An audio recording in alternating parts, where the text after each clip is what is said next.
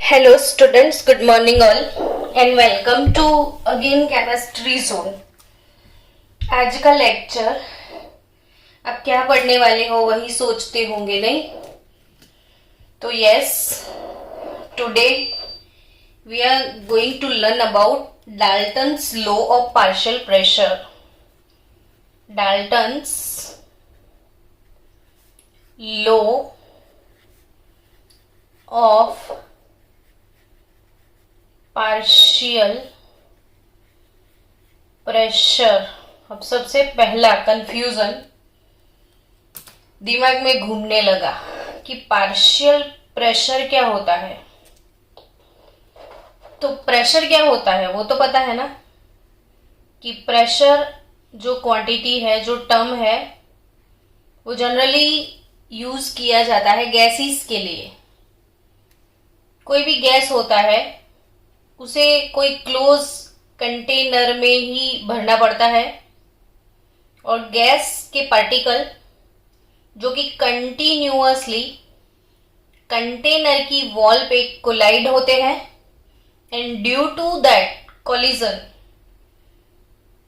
Pressure exert होता है। सो कोई भी गैस है तो उसका खुद का अपना प्रेशर है, particular pressure of any gas. Component gases है कोई गैसियस मिक्सचर में, तो they behave independently in case of their properties. यानी कोई भी मिक्सचर ले लिया बच्चों, आपने 10-12 गैस ले लिए, उसमें जैसे एटमॉस्फेयर की बात करो ना, तो एटमॉस्फेयर में ऑक्सीजन गैस है, नाइट्रोजन गैस है, कार्बन डाइऑक्साइड है, हीलियम, नियोन, आर्गन, कितने सारे गैसेस एटमॉस्फेयर मिक्सचर में प्रेजेंट है। लेकिन फिर भी हर एक गैस का जो बिहेवियर है वो इंडिपेंडेंट बिहेवियर है, उसकी प्रॉपर्टीज दूसरों के साथ उसको कोई लेना देना नहीं है। तो वैसे ही हर एक गैस का अपना खुद का एक प्रेशर है। ईच एंड एवरी गैस उसका पर्टिकुलर खुद का एक प्रेशर है जिसे बोलते हैं पार्शियल प्रेशर। तो पार्शियल प्रेशर मीन्स गैस का, पर्टिकुलर गैस का खुद का pressure. So partial pressure means pressure of gases that will exert if they are filled separately in the same vessel. उसका मैं डेफिनेशन पहले क्लियर कर दूं, क्योंकि पार्शियल प्रेशर ऐसा टर्म है बच्चों, आपको हमेशा केमिस्ट्री में पढ़ना है। ये केमिस्ट्री में पार्शियल प्रेशर वर्ड का मतलब न हो पता तो वो सही बात नहीं है। इसलिए पहले पार्शियल प्रेशर पे ही फोकस करेंगे कि partial pressure means pressure of gas, means pressure of gas that will exert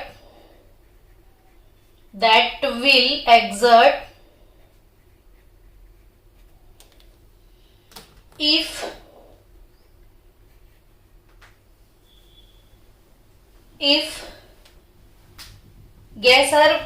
gas is filled separately in the vessel, separately in the same vessel। यानी बच्चों को एक वेसल है, वेसल के अंदर आपने गैस डाल दिया है, यहां से आप मेजर कर रहे हो उसका प्रेशर। तो जो भी गैस का जो प्रेशर है हाइट ऑफ मर्क्यूरी से पता चलता है। इसमें अगर मर्क्यूरी है तो मर्क्यूरी कितना अप जाता है, height of mercury suggest us pressure. Generally वो जहां से एग्जर्ट करता है इतना पार्ट, ये इतना part, this is the partial pressure of this gas. Suppose इसमें गैस ए आपने फिल किया है, समझ रहे हो, तो गैस को इस कंटेनर में डाल दिया आपने और वो गैस जो खुद का प्रेशर एक्सर्ट करता है, जो भी प्रेशर हमको दिखा रहा है वो उसका पार्शियल प्रेशर है। So P A means partial pressure of gas ए।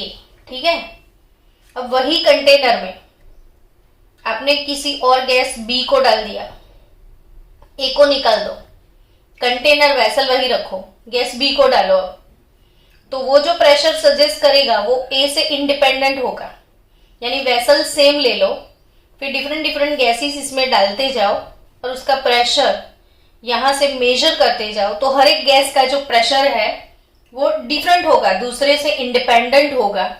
मतलब अपना खुद का सग्गा प्रेशर जो है, ईच एंड एवरी गैस का अपना खुद का पर्टिकुलर जो प्रेशर है, इसको बोला जाता है पार्शियल प्रेशर।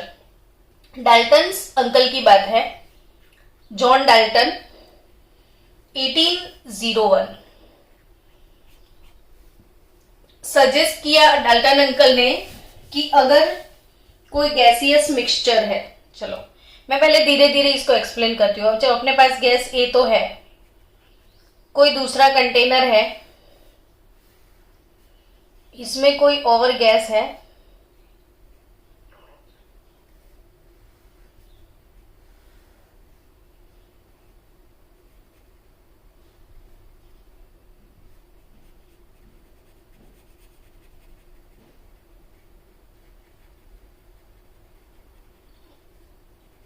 चलो इसमें है गैस बी। गैस बी जो है उसका पार्शियल प्रेशर पीबी, इसमें है गैस ए, इसका पार्शियल प्रेशर पी है। Suppose PB we have 400 millimetre of mercury height, suppose P A 300 millimetre of mercury height. So अगर ये प्रेशर 400 mm है, अगर ये प्रेशर 300 mm है, और अगर मैंने कुछ कांड कर दिया इन दोनों के साथ, यानी कि मुझे इच्छा हुई कि इन दोनों को मैं मिक्स कर लूं,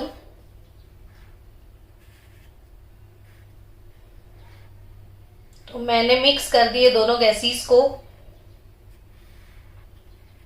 चलो मिक्स हो गए, ये दोनों गैस मिक्स हो गए।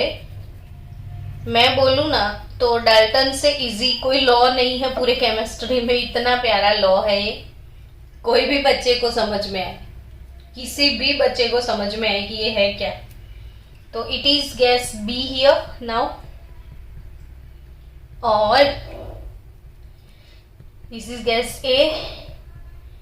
किया क्या आपने, तो गैस ए और बी को मिक्स कर दिया, अब मिक्सचर बन गया। और मैंने तो बोला था कि अगर गैस मिक्सचर में भी होता है तो उसका बिहेवियर इंडिपेंडेंट होता है, उसको दूसरे के बिहेवियर से कुछ भी लेना देना नहीं है। सो it is independent behaviour of gases. अब स्टूडेंट्स, ये जो वेसल है, ये वेसल का जो टोटल प्रेशर है, वेसल के लिए जो टोटल प्रेशर है पी टोटल, वो कितना होगा, तो it is sum of P A plus P B. So what is P total here, तो P A plus P B जितना होगा, यानी P A we have 300 mm of mercury, P B 400 mm of mercury, so we will get 700 mm P total.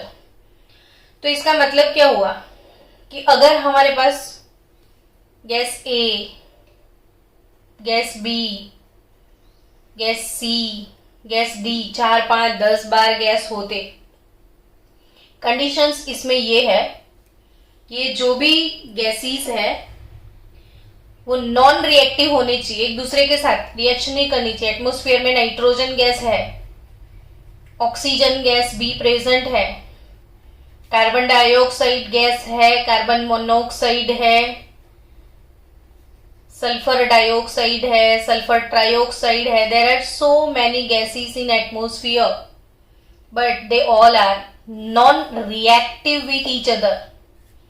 सब जो gas है वो एक दूसरे के साथ रिएक्ट नहीं करते हैं स्पेसिफिक टेम्परेचर पे। मतलब अभी एटमॉस्फेरिक टेम्परेचर है, उस टेम्परेचर पे इनके बीच में कोई रिएक्शन नहीं होता है। मे बी टेम्परेचर बहुत ज्यादा इंक्रीज हो जाए तो हो जाए रिएक्शन, लेकिन एटमॉस्फेरिक गैसेस जो है अभी के लिए जो टेम्परेचर है उसमें एक दूसरे के साथ रिएक्ट नहीं करते हैं। और डाल्टन अंकल का ये जो भी लॉ है वो स्पेशली फॉर ऐसे gases which are non reactive. तो नॉन रिएक्टिव गैसेस की बात है, अगर इसमें मैंने एमोनिया लिया होता और इसमें मैंने HCl लिया होता तो HCl गैस, अमोनिया गैस, दोनों को अगर मैं मिक्स कर लेती इधर तो मुझे तो मिल जाता NH4Cl और वो तो सॉलिड है, ये दोनों रिएक्ट कर जाते। तो ये दोनों गैस ऐसे है जो रिएक्ट करके सॉलिड बन जाते, तो प्रेशर की बात ही नहीं आती, प्रेशर तो गैस के लिए है। तो इसलिए ये डाल्टन्स लॉ पर्टिकुलर ऐसे गैसेस के लिए है जो कि एक दूसरे के साथ रिएक्शन नहीं करते हैं। आया समझ में? स्टेटमेंट कि चलो मेरे पास ABCD बहुत सारे गैस है, सारे गैसेस को मैंने एक कंटेनर में मिक्स कर दिया। तो स्टेटमेंट क्या है डाल्टन अंकल का वो समझते हैं कि the total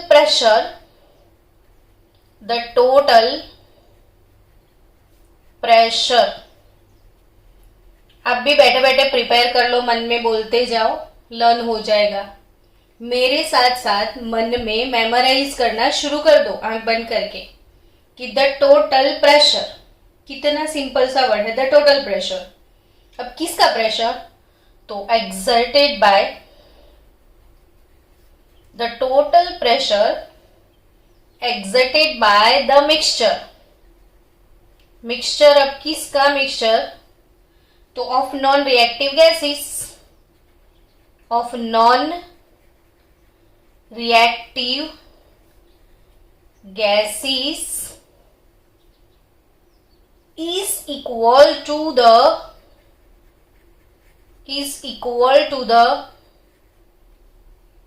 sum of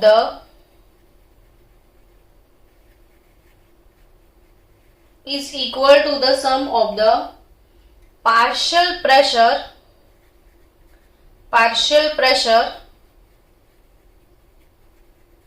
of individual gas. The total pressure exerted by the mixture of non-reactive gases is equal to the sum of the partial pressure of individual gases। यानी कि अगर एक container में मैंने A, B, C, D इतने gas डाल दिए हैं, तो what about P total? तो it is nothing but P total is partial pressure of A plus partial pressure of B plus partial pressure of C plus partial pressure of D। यानी कि आपका फंडा clear ना हो कि what is Dalton's law. तो कोई gaseous mixture अगर है तो उसका टोटल प्रेशर कितना होगा? तो जितने भी गैसेस है उसका टोटल पार्शियल प्रेशर, यानी सम of partial pressure of individual gases। तो it's clear now Dalton uncle का फंडा। Now what is the importance of Dalton's law? जो इम्पोर्टेंट है ना डाल्टन अंकल का बच्चों, उसको हमें यूटिलाइज करना है सम्स के अंदर। ये फंडा क्यों क्लियर करने का?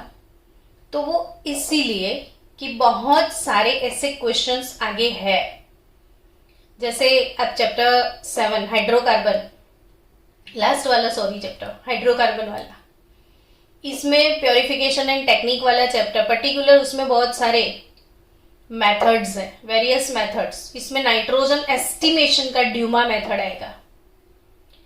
तो वही मेथड के जो सम्स करोगे तो इसमें भी डाल्टन्स लॉ आपको यूज करना पड़ेगा। 12th में आप सॉल्यूशन चैप्टर में हेनरी लॉ पढ़ोगे, तब भी आपको डाल्टन्स लॉ यूज करना है।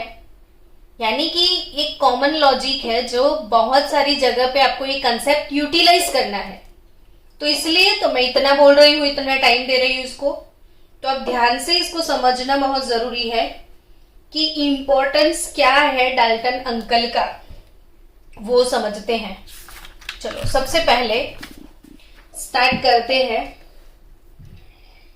इम्पोर्टेंस, बहुत सारे इम्पोर्टेंस है, इसमें से 2, 3, 4 मैं आपको एक्सप्लेन करने वाली हूं। Importance of Dalton's law. First of all, कभी कभी ऐसा होता है कि जो गैसेस है उसको पानी के ऊपर कलेक्ट किया जाता है बच्चों। फॉर एग्जाम्पल मैं आपको याद करवा दूं कि ना, आप 10th में हाइड्रोजन गैस की प्रिपरेशन पढ़े होंगे। हाइड्रोजन गैस कैसे प्रिपेयर किया गया था, तो एक झलक आपको मैं दिखा रही हूं। आपने कुछ ऐसे फिगर ड्रॉ किया होगा और आप समझ गए कि ये तो फ्लास्क है। Okay, done. फ्लास्क के ऊपर कॉक भी तो लगाना है ना। ये कॉक लगाया हुआ है क्योंकि क्लोज है। वो कॉक के अंदर से कुछ बेंट ट्यूब आपने डाले होंगे। ये बेंट ट्यूब है। यहाँ पे फनेल आपने लगाया होगा क्योंकि अंदर जो भी आपको डालना है वो फनेल थ्रू अंदर जाएगा। और आपने हाइड्रोजन गैस जबकि बनाया था तो जिंक ग्रेन्यूल्स लिए होंगे, मेटल ग्रेन्यूल्स। तो जनरली जिंक मेटल के पाउडर या ग्रेन्यूल्स आपने लिए होंगे। यहाँ पे आपने एसिड डालना है, सल्फ्यूरिक एसिड। कोई भी एसिड डाल सकते हो, लेकिन आपने जब एक्सपेरिमेंट सीखा है ना, तब आप सल्फ्यूरिक एसिड यहाँ से डाला होगा। तो zinc react with H2SO4, produce hydrogen gas. अब जो गैस है इसका एक प्रॉब्लम है। तो क्या प्रॉब्लम है हाइड्रोजन गैस का? तो भाई ये गैस जो है कलरलेस, ऑर्डरलेस, टेस्टलेस, न कलर है, ना ऑर्डर है, ना टेस्ट है। आपके आजू बाजू में कितने सारे गैसेस है पर आपको दिखते नहीं है ना। कभी आप फील कर सकते हो लेकिन आप देख नहीं सकते हो। तो वो सारे, ये गैस जो है वो कलरलेस है। कैसे पता चला कि वो प्रोड्यूस होगा? ना कलर है तो दिखेगा भी नहीं ना कि वो प्रोड्यूस हुआ है। तो उसको कलेक्ट कैसे किया जाए? तो ये पाइप लेके आप कंटेनर में डाल दो, तो पता कैसे चलेगा कि कंटेनर फुल हो गया है या कंटेनर में गैस जा रहा है या गैस बन रहा है? वो पता ही नहीं चलेगा क्योंकि वो कलरलेस, टेस्टलेस, ऑर्डरलेस है। ना ऑर्डर आएगी ना कलर दिखेगा, तो पता ही नहीं चलेगा। तो पता कैसे किया जाए?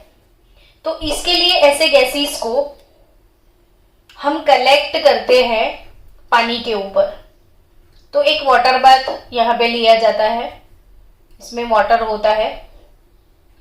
आपने लिखा होगा बीहाइव शेल्फ, ऐसे वर्ड आप यूज करते थे, बीहाइव शेल्फ।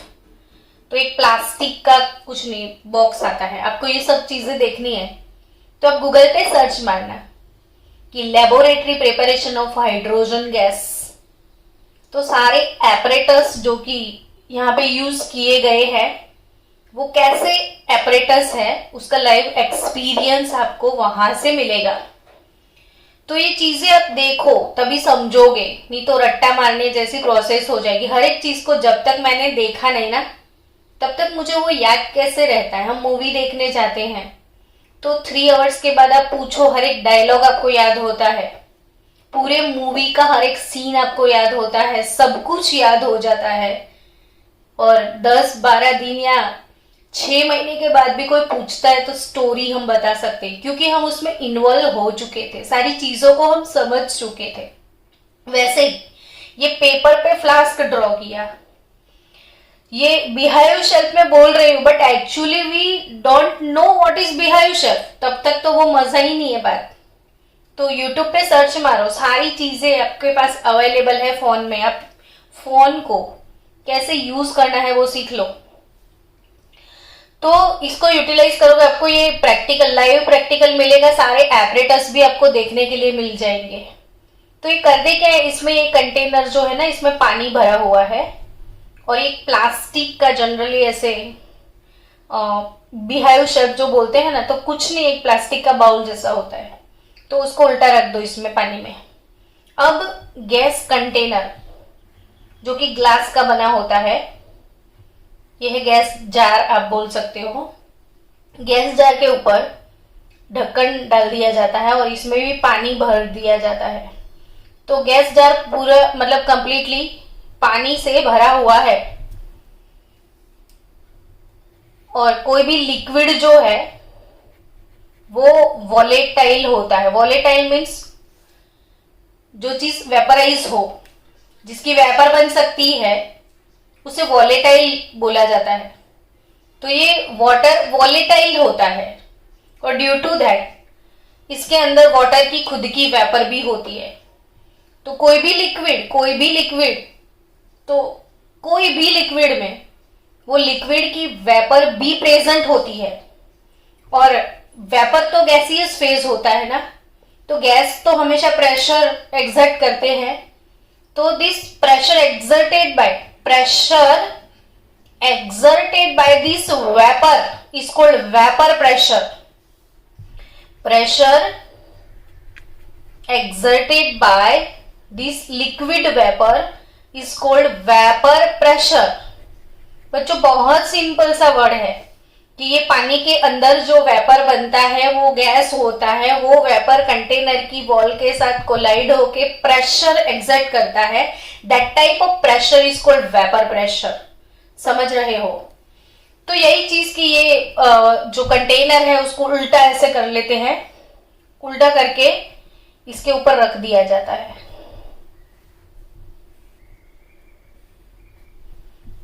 और धीरे धीरे होता क्या है, जैसे जैसे गैस बनने लगता है वो गैस ऐसे ऊपर जाएगा और पानी ऐसे नीचे, डाउनवर्ड डिस्प्लेसमेंट ऑफ वाटर, ऐसा वर्ड सुना होगा, डाउनवर्ड डिस्प्लेसमेंट। तो पानी नीचे आएगा और जब सारा पानी नीचे आ गया तो समझो कि ये जो कंटेनर है वो गैस से कंप्लीटली भर चुका है। तब पता चलता है कि container now it is full of gas. अब ये कंटेनर को निकाल दो, ढक के रख दो। अब आपको पता है कि इसमें हाइड्रोजन गैस है। अब इसका प्रेशर आप मेजर करोगे तो actually this pressure is P total here, because इसमें हाइड्रोजन गैस तो है ही है। ये प्रेशर हाइड्रोजन गैस का तो होगा, लेकिन इसके पहले इसमें वाटर का वेपर भी था। So it is water vapour also present. So बच्चों P टोटल डाल्टन्स लॉ यहाँ पे अप्लाई किया जाता है कि ये वाले कंटेनर में हाइड्रोजन गैस तो है ही है, यानी ये जो प्रेशर है वो H2 गैस का तो है, लेकिन बिफोर दैट यहाँ पे आपने पानी भरा हुआ था, तो पानी का जो वेपर है उसका भी प्रेशर है, जिसको एक्वियस टेंशन भी बोलते हैं। Vapour pressure of water is also known as aqueous tension. तो aqueous tension partial pressure of H2O भी इसमें होता है। So actually if you want partial pressure of dry hydrogen gas, if you want partial pressure of dry hydrogen gas, then what will we do here कि भाई जो P total हम major करते हैं इसमें से एक्वियस टेंशन को remove करना होता है। तो partial pressure of H2 gas अगर आपको चाहिए तो P टोटल से PH2O को डिडक्ट करना पड़ेगा। समझना बात को, जी मेन वाले नीट वाले प्लीज बच्चों समझना कि अगर कोई गैस जो है, if the gases are collected over the water during the preparation of the gas in laboratory, the gas collected over water is saturated with water vapour at that temperature. So the measured pressure is the sum of partial pressure of a gas collected over water and partial pressure of water vapor at that temperature. So if you want pressure of dry gas, please remove this aqueous tension from this P total so that you can get pressure of dry gas. So बच्चों, I think it is clear. आपको समझ में आ ही गया होगा ऐसा मुझे लग रहा है। Wait for 1 minute. चलो टुडे अगेन बच्चों, इंपॉर्टेंस ऑफ डाल्टन्स लॉ जो हमने अभी अभी सीखा, वही इंपॉर्टेंस बेस एक प्रॉब्लम सॉल्व करते हैं ताकि आपको पता चले कि ये कैसे यूटिलाइज करना है आपको। क्वेश्चन मेरे साथ लिखना आप। At 500 kelvin, at 500 Kelvin temperature,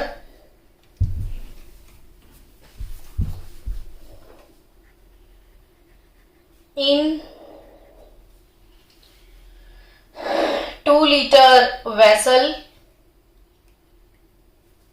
0.32 gram of 0.32 gram of O2 gas. O2 gas is collected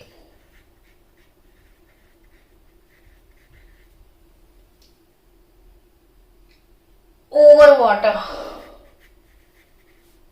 O2 gas को कलेक्ट किया गया है 2 लीटर के वेसल में, वो भी वाटर पे कलेक्ट किया। 0.32 ग्राम O2 था। If the partial pressure of water, partial pressure or partial pressure of water is nothing but aqueous tension. Aqueous tension, aqua means water, aqueous, aqua means water और aqueous tension भी इसको बोलते हैं। So if the partial pressure of water or aqueous tension of water is 32 bar,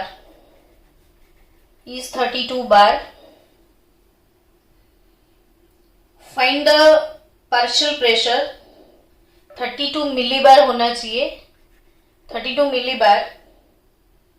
find the partial pressure, find the partial pressure of dry O2 gas. कोई भी problem आपके सामने है उसको सॉल्व करना है, तो एक सिंपल सी बात मैं आपको सिखाऊं, हमेशा उसको शांति से, आराम से, बिना टेंशन के रीड करो 2-3 टाइम्स। रीड करने के बाद चीजों को इमेजिन करो कि इसने किया क्या। मुझे तो क्वेश्चन रीड करने से ये पता चला कि इसने बनाया है ऑक्सीजन गैस और वो 2 लीटर की कैपेसिटी वाले कंटेनर में डाल दिया है। सो वी है वॉल्यूम बच्चों, वॉल्यूम वो वी बोलते हैं, वो है 2 और लीटर।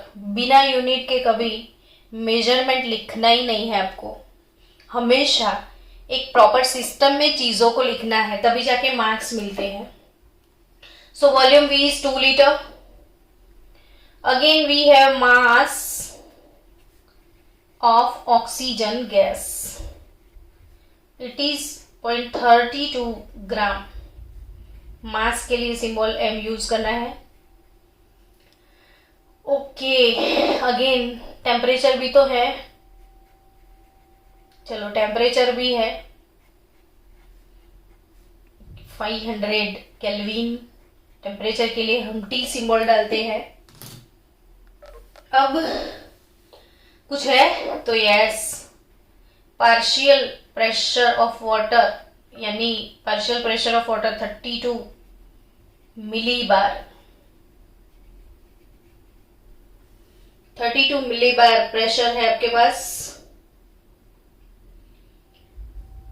तो भाई क्या करना है, तो क्वेश्चन क्या है पता नहीं, कंफ्यूजन ही कंफ्यूजन, सॉल्यूशन का पता नहीं, और सॉल्यूशन मिले तो साला क्वेश्चन क्या था पता नहीं, ऐसा होता है नहीं। तो यही ना बच्चों, पहले सॉल्यूशन मिलने से पहले क्वेश्चन क्या है वो तो पता चले। तो क्वेश्चन है find the partial pressure of dry O2 gas. Partial pressure of dry O2 gas वो कैलकुलेट करना है। ओके, तो इसने बोल दिया है ना वाटर पे कलेक्ट किया है, तब तो पता ही है आपको कि partial pressure of O2 dry gas is nothing but measured pressure of this container P total minus aqueous tension of H2O। ये कैलकुलेट करना है, ये तो अपने पास है given in the question, aqueous tension. so we don't have P total. तो okay, let's find now P total. Now how can we find P total? तो है क्या हमारे पास V है, T है, मास है. तुम्हारे पास क्या है? मेरे पास वॉल्यूम है, टेम्परेचर है, मास है, मोलर मास है. आपके पास क्या है?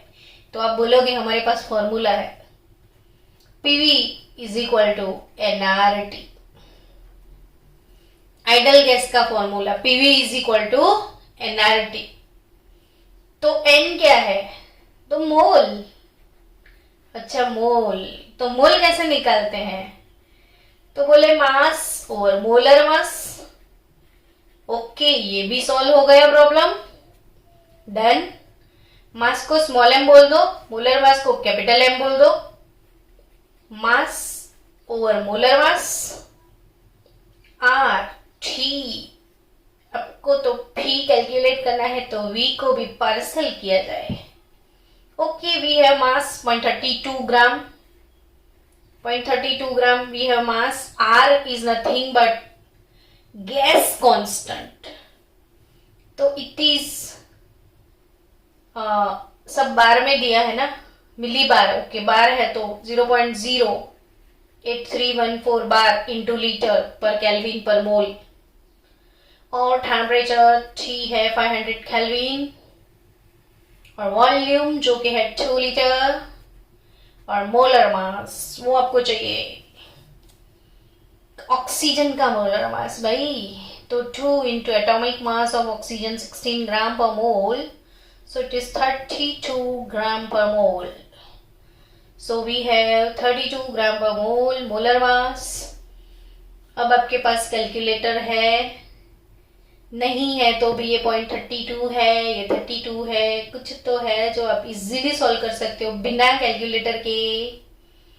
तो 32 कैंसल, 32 कैंसल. इसका 100 नीचे आ गया, ये 00 कैंसल हो गया. बस अब करना क्या है, तो 2 से इसको हाफ कर दो. 2 से 0.04 समथिंग आ जाएगा. और 5 यानी ऑलमोस्ट 2 के आजू बाजू आपका आंसर आने वाला है 0.2. तो partial pressure total pressure 0.2 not 79 bar pressure. तो इतने बार प्रेशर आपको मिल गया. सो अब आप करोगे क्या? तो अब क्या करना है? कुछ नहीं करना है भाई. आपके पास ये फॉर्मूला है, pressure of dry O2 gas निकालना है. P टोटल जो कि आप कैलकुलेट करके आ गए 0.2079 बार. और आपके पास कुछ नहीं करना है, P टोटल मिल गया. तो pressure of H2O, P total minus pressure of H2O करना है ना. तो वो तो बोल तो दिया है 32 मिली बार. तो मिली बार से बार में जाओ. तो मिली बार टू बार में कैसे जाओगे? तो 1000 से डिवाइड कर दो. तो 0.2079 minus 0.032 you will get 0.1759 pressure of dry O2 gas. Partial pressure of dry O2 gas 0.1759. तो इट्स डन. इम्पोर्टेंस कल के लेक्चर में बाकी के जो टॉपिक है वो सीखने हैं आपको.